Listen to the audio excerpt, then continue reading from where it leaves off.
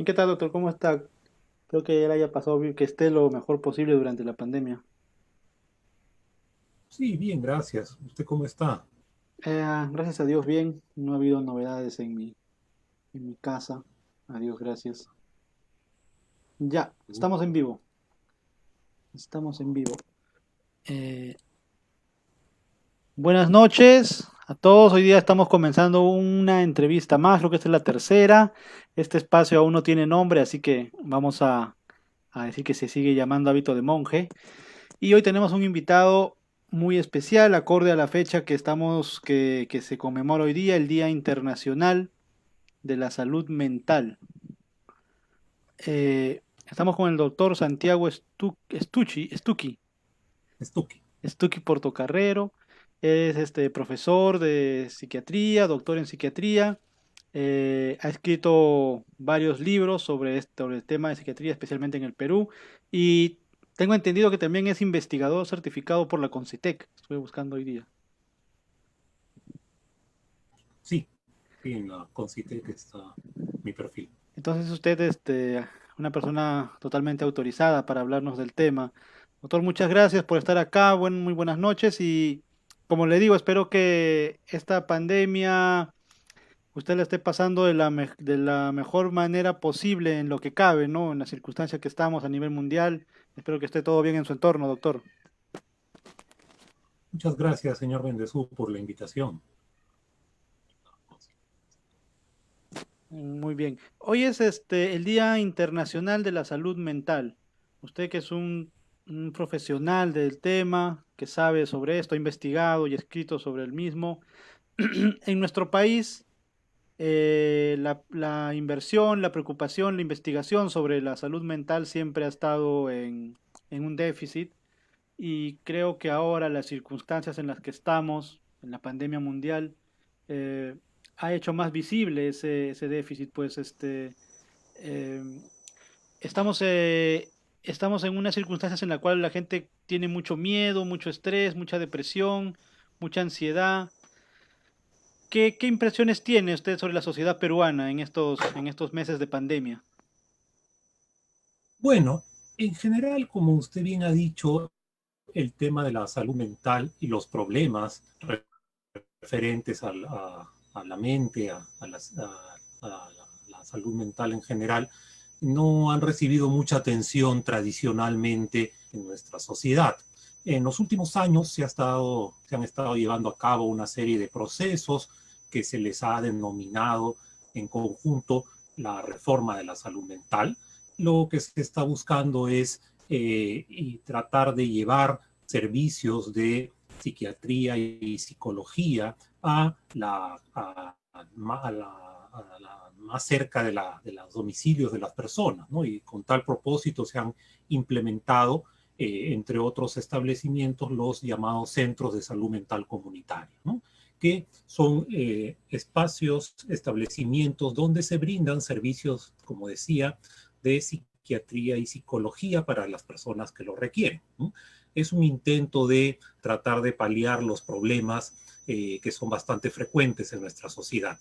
Ahora, concretamente a lo que me está preguntando de la pandemia, indudablemente la situación que estamos llevando en los últimos 6 o 7 meses ha generado una serie de malestares en la población, ¿no? En primer lugar, el miedo, ¿no? El miedo a enfermar, que es un miedo natural, ¿no? Todos tenemos en mayor o menor medida un temor a contagiarnos y a desarrollar una enfermedad que es potencialmente mortal. No en la mayor parte de los casos, pero sí potencialmente. Entonces, el miedo que a veces es miedo justificado, pero en otras ocasiones se convierte en un miedo excesivo, exagerado y que domina a la persona y le impide sentirse tranquila la mayor parte del tiempo. En estos casos ya estamos hablando de un miedo anómalo, de un miedo patológico, ¿no? Y ya se convierte en un trastorno. Y es ahí cuando hace falta pues la intervención de los profesionales de la salud mental. Pero hay que aclarar que el miedo hasta cierto punto es normal, no tenemos que patologizar toda situación de ansiedad o de temor ante una enfermedad, ¿no? Hay que considerar también que muchas veces los medios de comunicación difunden las noticias de manera alarmista, ¿no? Entonces, eso genera un mayor temor en la población. Tenemos todo el día escuchando noticias, ahora ya menos, pero en los primeros meses de la pandemia, todos los días escuchábamos noticias sobre muertes, enfermos, y no se hablaba de otra cosa más que de ese tema. Entonces, eso crea pues en la población una sensación de temor, como decía, de miedo ante esta enfermedad, de repente magnificado mucho más allá de lo que realmente representa esta enfermedad. Por otro lado, aparte del miedo, también está el encierro por sí mismo, ¿no? La cuarentena en la que estuvimos durante 3 meses y un poco más. Si bien ya se levantó la cuarentena, de todas maneras todavía hay bastantes restricciones que son comprensibles como medidas sanitarias, pero que no se puede negar que también llevan a que muchas personas, no todas tal vez, pero muchas personas sientan limitada su vida social, su vida familiar, vea limitado su trabajo, y ese es otro aspecto que también hay que considerar. La cuarentena ha llevado a que mucha gente se quede sin trabajo o vea limitadas sus posibilidades de desarrollar sus labores. Y esto a su vez genera dificultades económicas que también son fuente de estrés. Entonces vemos pues, y hay otro factor adicional, y aquí ya hablamos de las personas que ya tenían un problema de salud mental antes de la cuarentena. Entonces, estas personas que ya tenían un problema han visto truncadas sus citas de consulta externa, sus tratamientos, y por lo tanto muchos han empeorado. Entonces, es una suma de factores la que puede haber llevado a que mucha gente sienta un mayor malestar emocional. Que, ojo, también hay que tener en cuenta otra cosa, que como dije hace un rato, no debemos confundir el temor natural de la gente, la frustración, la cólera, la tristeza, que son parte normal de la vida de cualquier persona, sobre todo ante eventos eh, eh, como los que estamos viviendo, con los trastornos mentales propiamente. Entonces, a veces se tiende a patologizar toda reacción natural de la gente y convertirlo en trastorno, lo cual puede llevar a una sobreactuación del profesional de la salud mental con los riesgos que eso implica por sí mismo. Así es, doctor. Yo le comento de mi experiencia durante esta pandemia, por lo menos los primeros meses. Mucha gente joven, bueno, yo me considero aún de los jóvenes, escribían que de pronto no podían dormir, tenían problemas para ¿Mm? dormir, empezaron a sentir ahogos, y son gente que no tenían ningún cuadro previo de esos síntomas. Entonces eso me llevó a pensar que es una situación, se volvió algo común, es algo que se puede considerar normal, que gente que no ha pasado por ese estrés antes, porque de repente nuestros padres, por la época del terrorismo, sabían lo que era vivir con tantas limitaciones, con toques de queda, pero nosotros que hemos nacido después del 85, después del 90, para nosotros ha sido algo nuevo. Entonces no fue algo fuera de lo común, o sea, era algo dentro de lo esperado, que sintiéramos algún trastorno del sueño, algún trastorno del pensamiento leve. Claro, cuando empecemos con el tema del sueño, eh, la dificultad para conciliar el sueño o para mantenerlo puede obedecer a múltiples factores, ¿no? El principal probablemente sea el estrés, la ansiedad. Una persona que está angustiada, que está nerviosa, que está estresada, va a tener muy probablemente dificultades para poder dormir. ¿No? Y esto, como decía hace un rato, los problemas para dormir pueden ser al inicio, es decir, me demoro mucho para quedarme dormido, puede ser de mantenimiento, es decir, me duermo pero me despierto frecuentemente, o puede ser al despertar, es decir, me duermo bien, mantengo el sueño, pero en la madrugada se me va el sueño y ya no duermo más. A veces es una combinación de todos estos tipos. Decíamos entonces que a esto le llamamos insomnio. Entonces, el insomnio factores, decíamos, el principal de los cuales es la ansiedad, el estrés, ¿no? Provocado por una serie de circunstancias. En el contexto actual que hemos estado viviendo en los últimos meses, puede ser por todo lo que mencioné al inicio, también hay otros factores que pueden promover. Uno de ellos es el consumo de cafeína, por ejemplo, ¿no? A veces la persona toma mucho café antes de dormir o muchas gaseosas u otras bebidas que contienen cafeína en las horas previas al sueño, y eso puede dificultar también que la persona pueda dormir bien. O puede ser también que no tiene un ambiente propicio para dormir, que hay mucho ruido, etcétera. También hay personas que se demoran para quedarse dormidas, pero duermen hasta el mediodía, ¿no? Entonces, al final la cantidad de horas del sueño es normal. Lo que pasa es que al despertarse muy tarde, evidentemente el sueño no lo van a coger temprano. Entonces, todo eso hay que evaluar antes de hablar de un problema del sueño. Entonces, me preguntaba acerca de si las circunstancias que está viviendo la gente pueden ser todo lo que hemos dicho, ¿no? La cuarentena, toque de queda, el miedo al virus, todo eso puede propiciar problemas como el sueño, sí, indudablemente. Entonces, antes de catalogar, decía, una dificultad con dormir, para dormir como un trastorno propiamente, hay que evaluar todos esos factores. Ahora, si la persona efectivamente demora mucho en dormir o no duerme, hay personas que no duermen en toda la noche, a pesar de tener las condiciones adecuadas, de no consumir exceso de cafeína, etcétera, entonces ya se puede acudir a un especialista para que pueda evaluar qué es lo que está pasando. También puede haber de fondo un problema depresivo, un trastorno de ansiedad, ¿no? Todo eso también puede acompañarse de problemas del sueño. Muy bien, doctor. Usted que es un especialista en la química,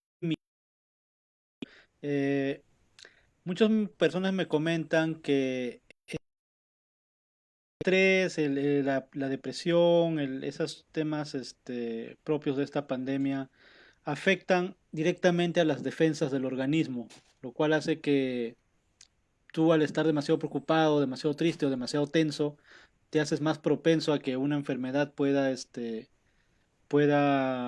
tener mayor efecto en ti. ¿Eso es correcto o es un mito que se está repitiendo comúnmente?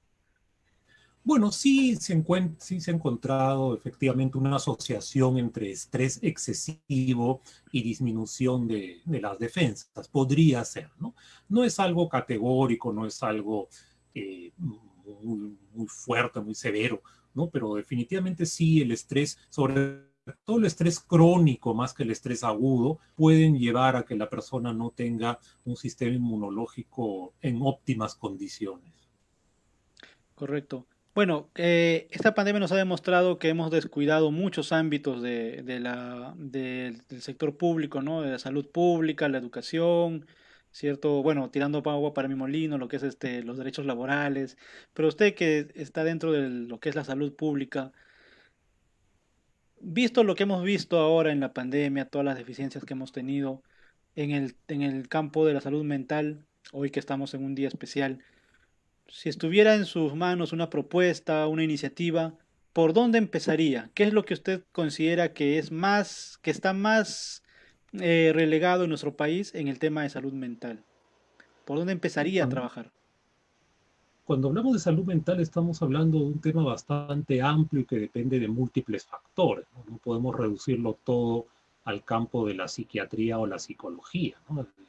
Cuando hablamos de salud mental estamos hablando del bienestar en el sentirse satisfecho con las propias actividades, el desarrollarse plenamente. Y eso, como digo, no va a implicar solamente cuestiones individuales, sino tiene que ver con cuestiones del entorno también, tiene que ver con una percepción de un ambiente propicio, favorable, un ambiente sin violencia, un ambiente donde la persona puede desarrollar todas sus posibilidades en el ámbito familiar, en el ámbito académico, en el ámbito laboral. Entonces estamos hablando de una situación bastante ideal y que, como decía, tiene que implicar múltiples áreas del funcionamiento social. Entonces, si me pregunta qué propuesta, sería muy difícil responderle esa pregunta, ¿no?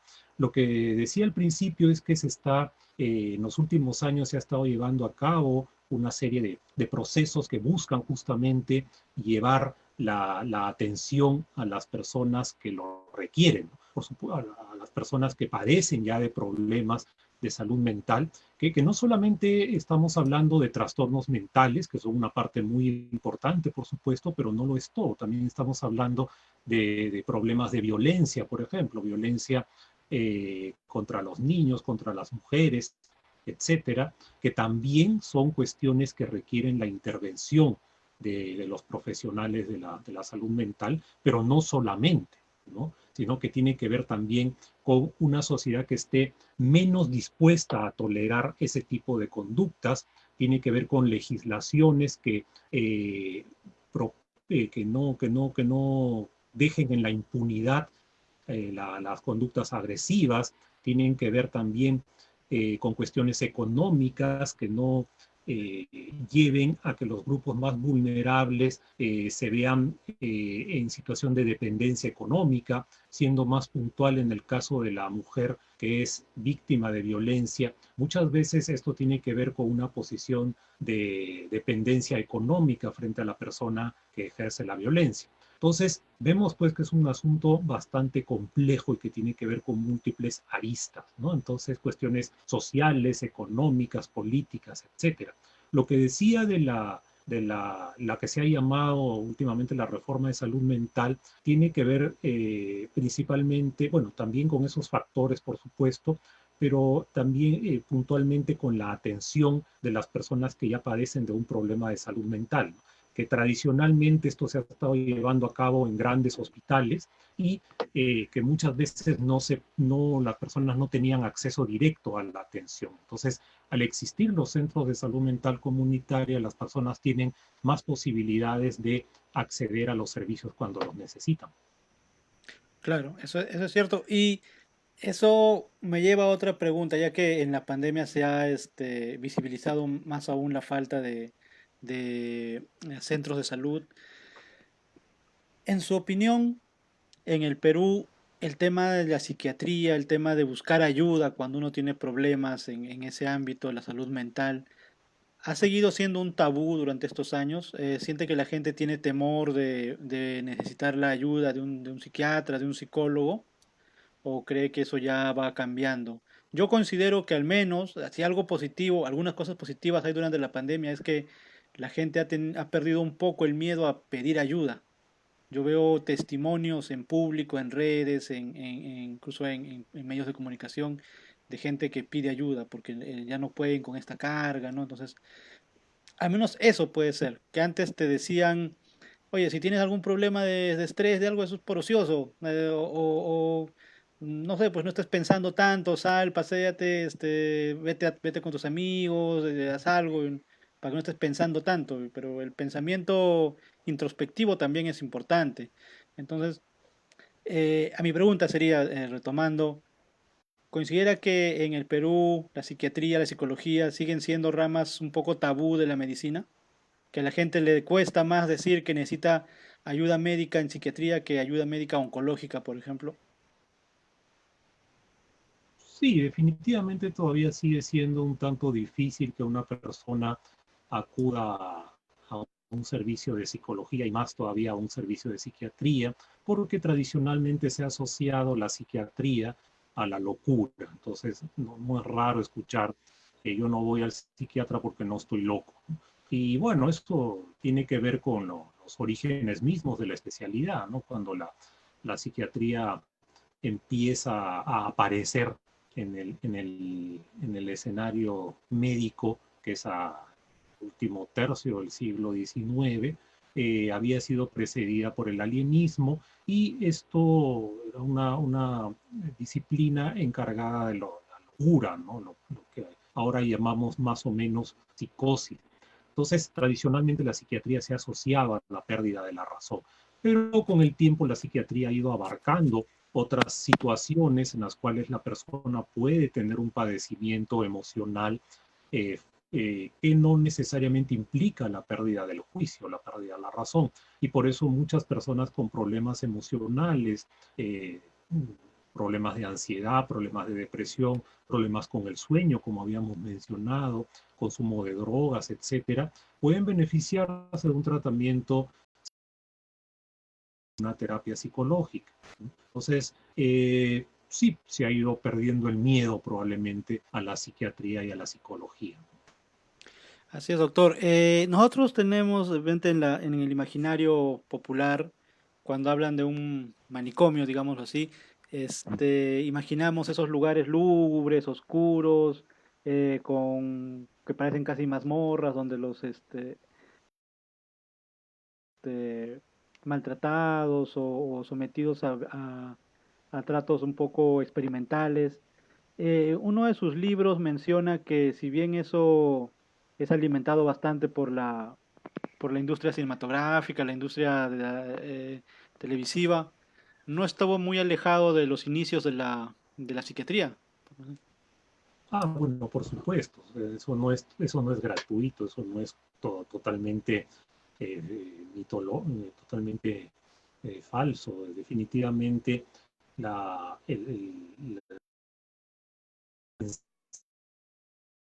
fue bastante difundida en algún momento por el alienismo, como decía el antecesor de la psiquiatría. Y el manicomio respondió a una necesidad en su momento para afrontar esta condición que se conocía como locura, insanía, alienación mental, etcétera.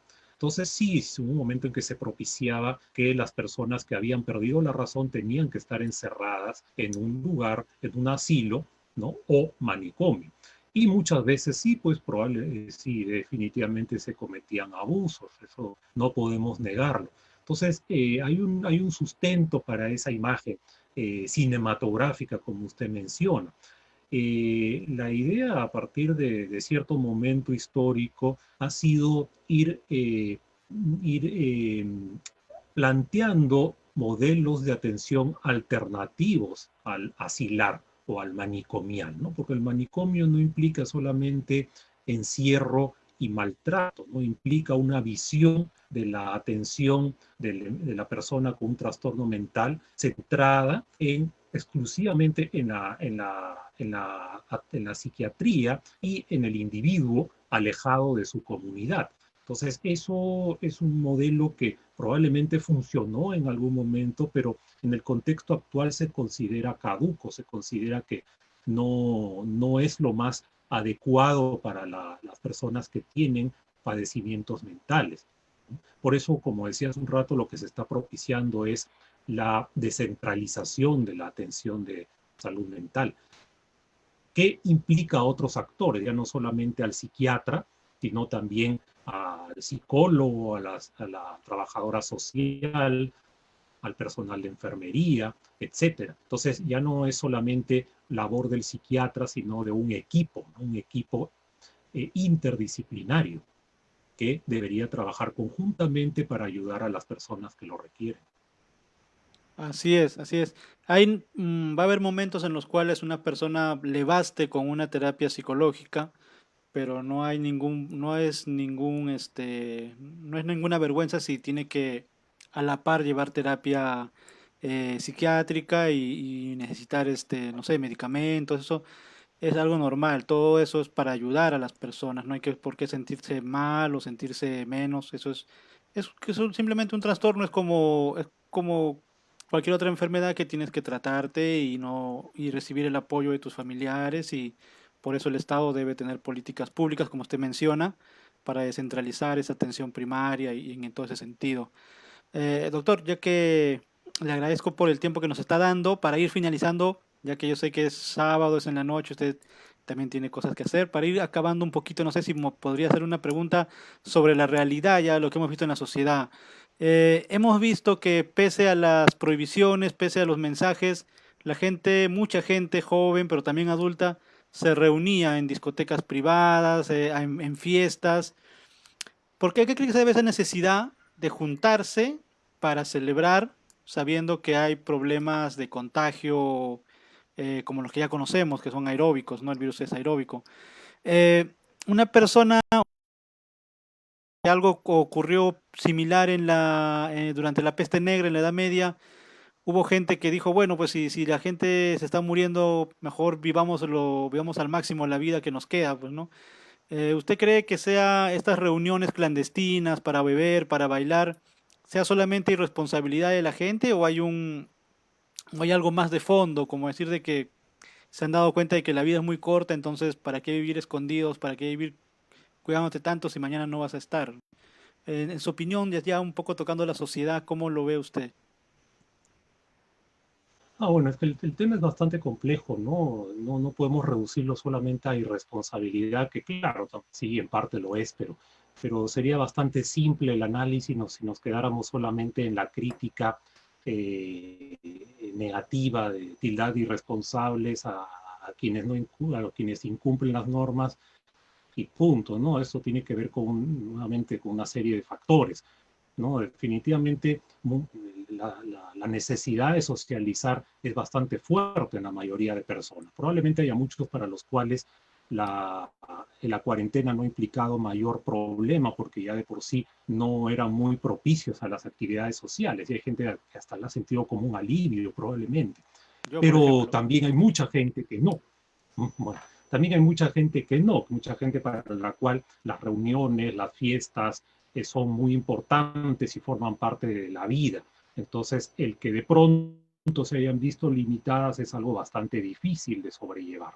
Entonces, por un lado está la necesidad de sociabilizar. Por otro lado, también leía un artículo en algún momento que las epidemias no terminan solamente por una cuestión científica, por una cuestión médica, es decir, que se acabó el virus y se acabó la epidemia, sino muchas veces terminan por una cuestión social. ¿Qué quiere decir?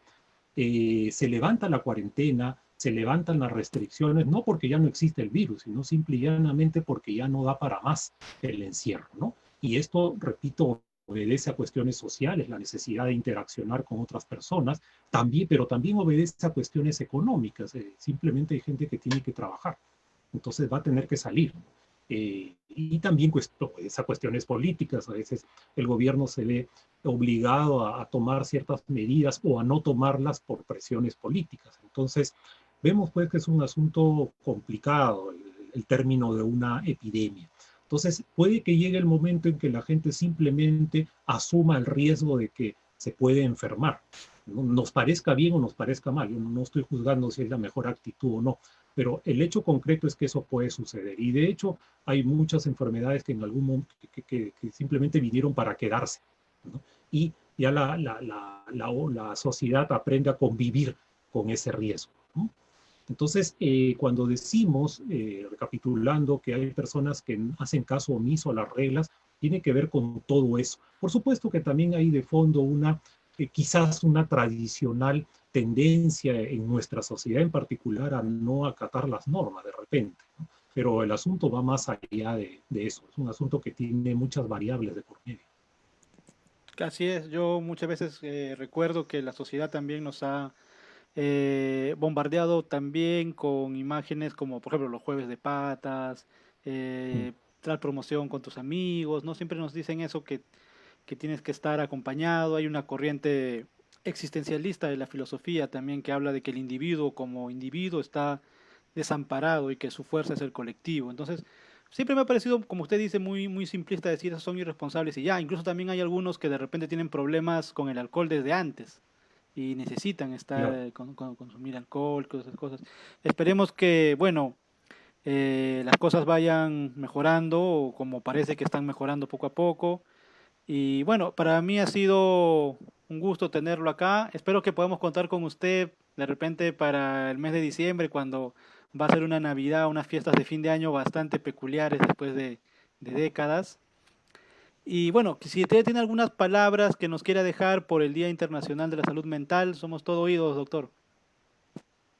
Bueno, quizás lo que podríamos decir al final es que muchas veces se escucha que la gente clama porque todo vuelva a la normalidad, es decir, que se termine la epidemia y volvamos a lo de antes. Yo creo que eso habría que reconsiderarlo. ¿Realmente tenemos que volver a la situación previa o quizás tendríamos que ver esto como una oportunidad de cambio? Algunas cosas tal vez no deberían volver a ser como antes, ¿no?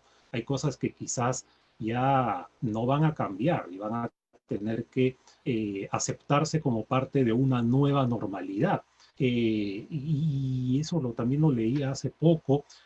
¿A qué le llamamos la normalidad? ¿A qué le llamamos lo habitual? Lo habitual más bien en la historia de la humanidad es que cada cierto tiempo haya grandes cambios. Entonces, lo estático es más bien lo anómalo, ¿no? Entonces, definitivamente hay cosas que cambian y cambian por diversos factores, ¿no? Guerras, crisis económicas, terremotos, etcétera, y una de ellas puede ser una pandemia. No es la primera vez que han habido varias, no vamos a entrar en detalles porque no es el tema, pero a lo que voy es que no necesariamente tenemos que estar esperando de antes, ¿no? Podría ser, repito, el momento justo para reconsiderar muchos aspectos de nuestra vida y vivir una nueva normalidad.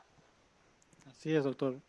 Muy agradecido de que haya estado aquí, nos haya dado estos minutos de su tiempo. Por favor, díganos dónde podemos encontrar sus libros, en qué librerías están, si están haciendo delivery, con toda confianza. Siempre es bueno leer, leer de todo, leer de medicina, leer de historia y sus libros, sinceramente yo he leído uno. eh, Combina bastante la profesión de la psiquiatría también con un recuento histórico de lo que es la misma. ¿Cómo podemos acceder a sus libros ahora? Bueno, le agradezco por la propaganda. Tengo dos libros. El primero que escribí en el año 2009 era sobre una breve historia de los tratamientos biológicos en la psiquiatría. Ya se agotó, ya no hay dónde conseguirlo en realidad. Está colgado en una página web en mi script. ¿No? El segundo es el libro que se llama Loquerías, Manicomios y Hospitales Psiquiátricos de Lima, que salió en el 2012, que también se agotó, también está en script, pero probablemente en los próximos meses va a salir una segunda edición. Ya le avisaré. Ah, bueno, vamos a estar pendientes de eso. Siempre es bueno conocer la historia de la medicina en el Perú, es muy importante. Bueno, doctor, muchas gracias de nuevo. Ha sido valioso el tiempo que ha pasado con nosotros y como le digo, espero que podamos comprometerlo para más adelante una nueva entrevista. Le agradezco mucho, doctor Santiago Stucchi. Muchas gracias a usted, señor Bendezú, por la oportunidad de decir algo por este día. Muchas gracias. Hasta luego. Hasta luego.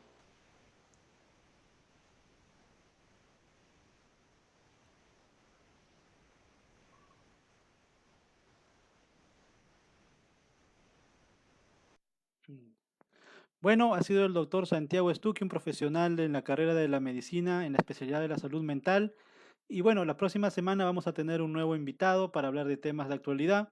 Espero que les haya gustado el video y hasta más vernos. Cuídense todos, feliz sábado, traten de, traten de mantenerse tranquilos estos días que nos quedan de pandemia. Ya estamos saliendo de esto poco a poco. Hasta luego, nos estamos viendo.